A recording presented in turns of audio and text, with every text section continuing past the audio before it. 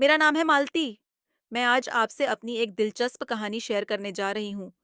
ये बात है ठंडी की शुरुआत। मेरे पति रोहित एक बीमा कंपनी में काम किया करते थे। उन्हें किसी काम से बाहर जाना था। मैं घर में अकेली हो जाऊंगी, इस बात की चर्चा सुबह सुबह चर्चा चल रही थी। तो रोहित ने कहा कि उनका भतीजा देव, जिसको शॉर्ट में डीएम बुलाते थे, और उनका देवर कीर्ति किसलय तुम्हारे साथ रहेंगे। 3 दिन की बात है, उसके बाद मैं आ जाऊंगा। मैंने भी कहा, ये सही आइडिया है। उन्हें बुला लेने से उनसे मिलना भी हो जाएगा। मैंने दोनों को बुलाने के लिए गांव में फोन लगाया और फोन मेरी जेठानी चंद्रिका ने उठाया। दीदी प्रणाम, कैसे हैं आप? मैंने उन्हें सारी बात बताई और कहा कि दोनों को यहाँ भेज दे 3-4 दिन के लिए। दोनों आ जाएंगे तो घूम लेंगे और कुछ अलग वातावरण मिलेगा। दीदी ने दोनों को भेज दिया। वो शाम वाली बस से आने वाले थे। रात तक दोनों पहुंच जाएंगे। उसी वक्त रोहित भी काम से निकल जाएंगे।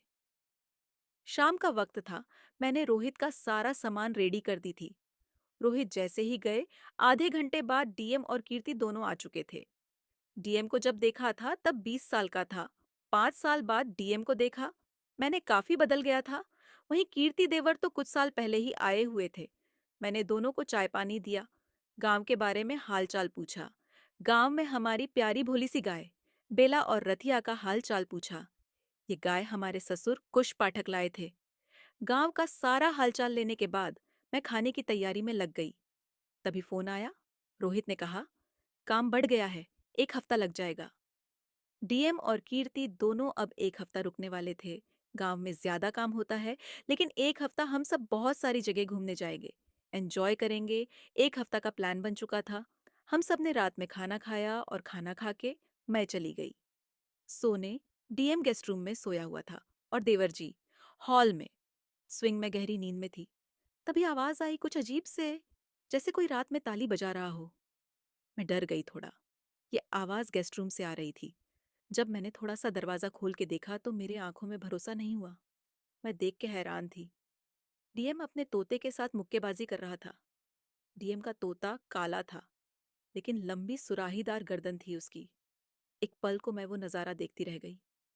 तभी डीएम की नजर मेरे ऊपर पड़ गई और मैं घबरा के अपने कमरे में आ गई। डीएम ने मुझे देख लिया था, पर वो नजारा देख मेरे अंदर खलबली सी मच गई।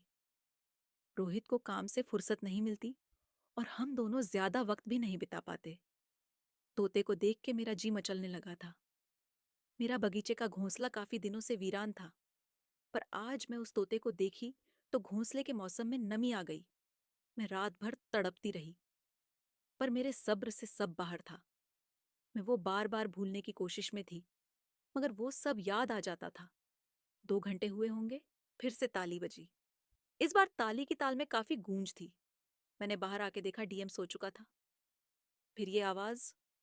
तभी मैंने नोटिस किया, रात गए ये आवाज हॉल से आ रही थी।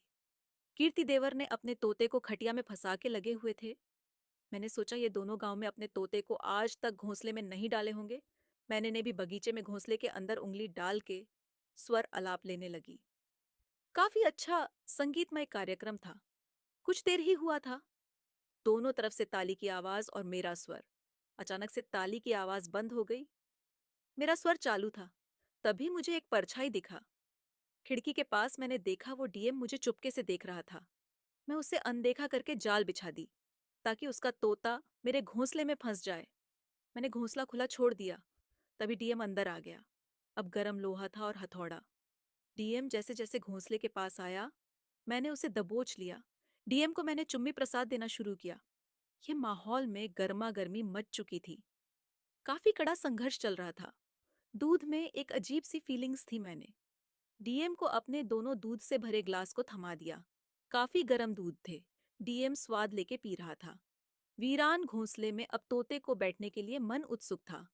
तोता बैठता ही इससे पहले कीर्ति देवर भी अपने तोते को लेके आ गए।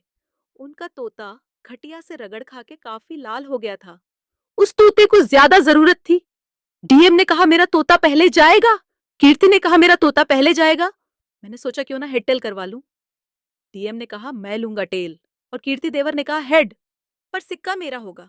कीर्ति के पास ऐसा 2 सिक्का था, जिसमें या तक हेड हेड या तो टेल टेल। कीर्ति काफी चालाक था। कीर्ति की जीत हुई और कीर्ति ने अपना तोता पहले घोंसले में डाला। डीएम को ऐसे उदास देख के मैंने कहा, सुनो, तुम पीछे वाले बगीचे में जो घोंसला है वहां पर डाल दो तोता को। पहली बार दोनों घोंसले में तोते आए और मेरा बगीचे में एक हफ्ते लगातार हरियाल लगी रही।